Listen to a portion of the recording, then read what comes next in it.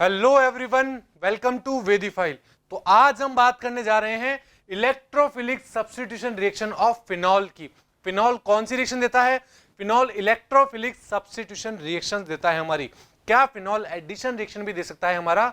बिल्कुल, फिनॉल हमारा addition reaction दे सकता है, बस बहुत ड्रास्टिक कंडीशन चाहिए होती है उसके लिए, जो हम नॉर्मली प्रिपेयर नहीं कर सकते। इसलिए फिनॉल हमारा इलेक्ट्रोफिलिक सब्स्टिट्यूशन रिएक्शन देता है। अब सबसे पहले बात आई, ये इलेक्ट्रोफिलिक सब्स्टिट्यूशन रिएक्शन होती क्या है? तो नाम से ही क्लियर है, इलेक्ट्रोफिलिक मतलब इलेक्ट्रोफाइल, सब्स्टिट्यूशन मतलब एक का आना और दूसरे का चला जाना, और रिएक्शन मतलब रिएक्शन। दैट मींस इस रिएक्शन में क्या होगा, फिनॉल के ऊपर कोई जो हाइड्रोजन लगे हुए होते हैं वहां पर कोई मेरा इलेक्ट्रोफाइल आएगा और वहां से हाइड्रोजन बाहर निकल जाएंगे, तो उसे हम बोलेंगे electrophilic substitution reaction of phenol. बात क्लियर है?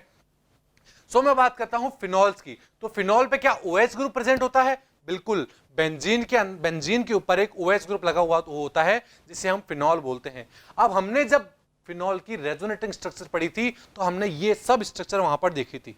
इन स्ट्रक्चर्स में आपने क्या देखा था कि जब ऑक्सीजन अपने लोन पेयर नीचे की तरफ देता है तो बताइए नेगेटिव चार्ज कहां कहां जनरेट होता है? देखिए बताइए, इसमें आप क्या देख पा रहे हैं? सेकंड स्ट्रक्चर में देखिए, एक नेगेटिव चार्ज मेरा ऑर्थो पोजीशन के ऊपर जनरेट हुआ है, एक नेगेटिव चार्ज मेरा पैरा पोजीशन पे जनरेट हुआ है, और वापस मेरा नेगेटिव चार्ज रेजोनेंस करके वापस ऑर्थो पोजीशन पे जनरेट होता है। इसका मतलब क्या हुआ?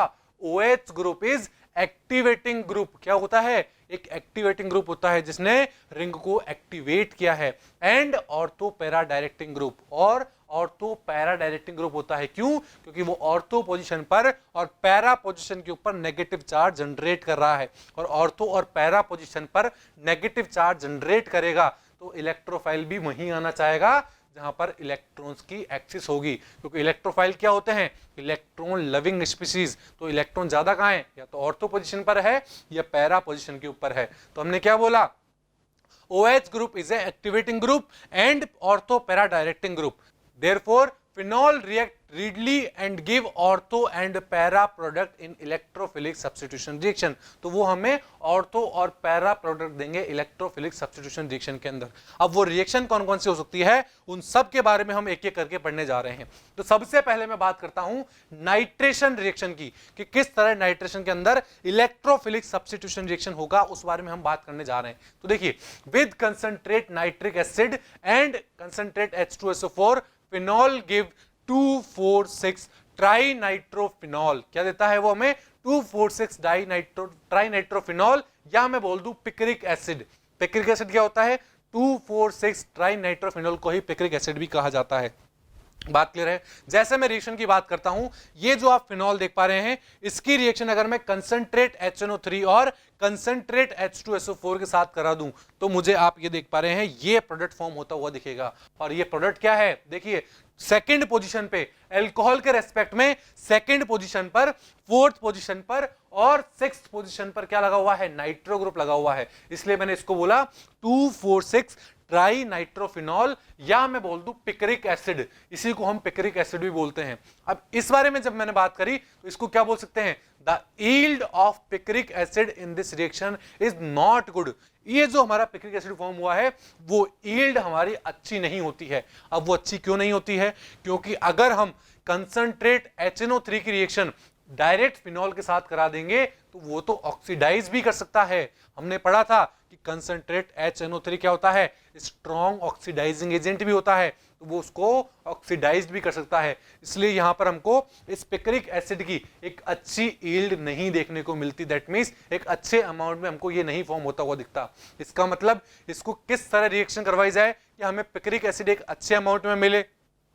Therefore, picric acid is best prepared by treating phenol with concentrate H2SO4 at 373 Kelvin temperature। क्या बोला हमने? सबसे पहले आपको फिनॉल की रिएक्शन किसके साथ करानी पड़ेगी?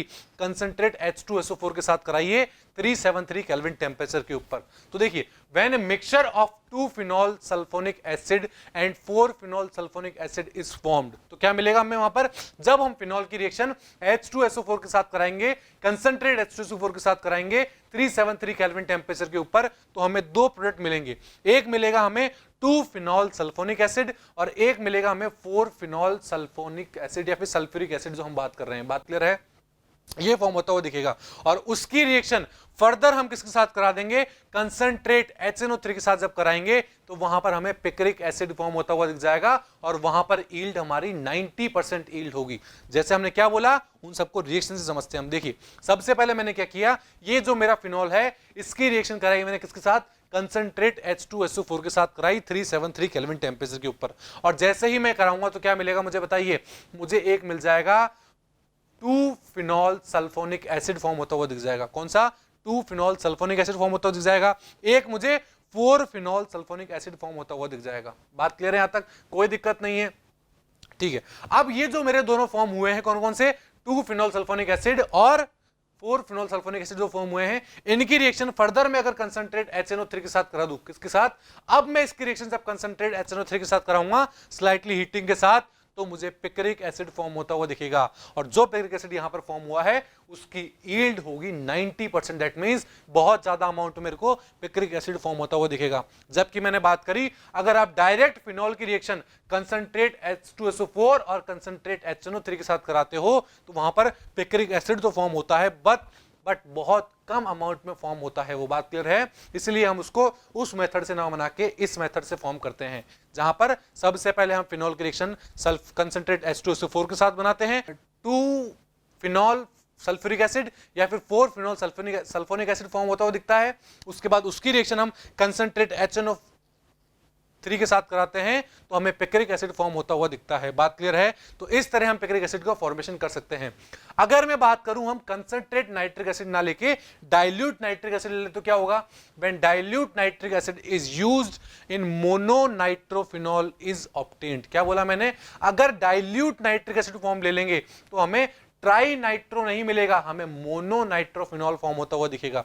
क्या बोला मैंने, देखिए मान लीजिए ये मेरे पास फिनॉल है, इसकी रिएक्शन इस बार मैंने डाइल्यूट HNO3 के साथ कराई, किसके साथ, डाइल्यूट HNO3 के साथ कराई और किस टेम्परेचर पर, 293 केल्विन टेम्परेचर के ऊपर कराई, तो मुझे या तो 2 नाइट्रोफिनॉल फॉर्म होता हुआ दिखेगा या 4 नाइट्रोफिनॉल फॉर्म होता हुआ दिखेगा। दैट मींस यहां पर मुझे 2,4,6 ट्राई नाइट्रोफिनॉल फॉर्म होता हुआ नहीं दिखेगा। बट अगर मैं कंसंट्रेट के साथ कराता हूं तो 2,4,6 डाई नाइट्रोफिनॉल फॉर्म होता हुआ दिखता है, जिसे हम पिक्रिक एसिड भी बोलते हैं। बात क्लियर है? सो यहां पर जो मेरे ऑर्थो और पैरा आइसोमर बनेंगे इनको सेपरेट कैसे किया जाता होगा, the ortho and para isomer can be separated by steam distillation. जो स्टीम डिस्टिलेशन प्रोसेस होती है उसके द्वारा इनमें जो ऑर्थो और पैरा आइसोमर बने हैं उन दोनों को सेपरेट किया जाता है। बात क्लियर है? So the ortho isomer is steam volatile. क्या बोला हमने, जो ऑर्थो आइसोमर होते हैं वो मेरे स्टीम वॉलेटाइल होते हैं। क्यों?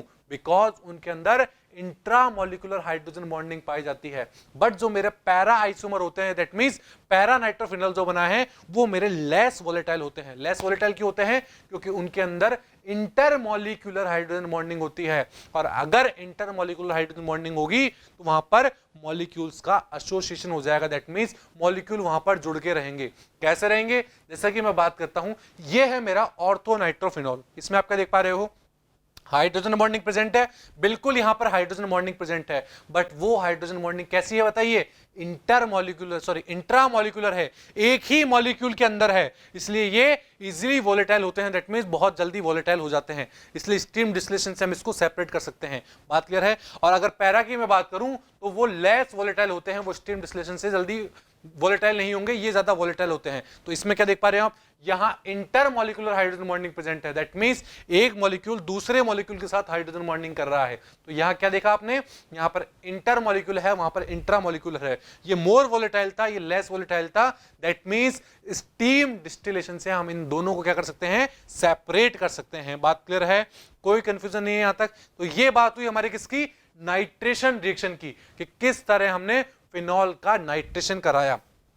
पहला केस हमने देखा था जब हमने डायरेक्ट कंसंट्रेट HNO3 और कंसंट्रेट H2SO4 के साथ रिएक्शन कराई तो पिक्रिक एसिड फॉर्म होता हुआ दिखा, बट वहां पर यील्ड अच्छी नहीं मिलती थी। तो उस यील्ड को बढ़ाने के लिए हमने क्या किया, पहले फिनॉल की रिएक्शन कंसंट्रेट H2SO4 के साथ कराई, जहां हमें 2 फिनॉल सल्फोनिक एसिड या 4 फिनॉल सल्फोनिक एसिड फॉर्म होता हुआ दिखा।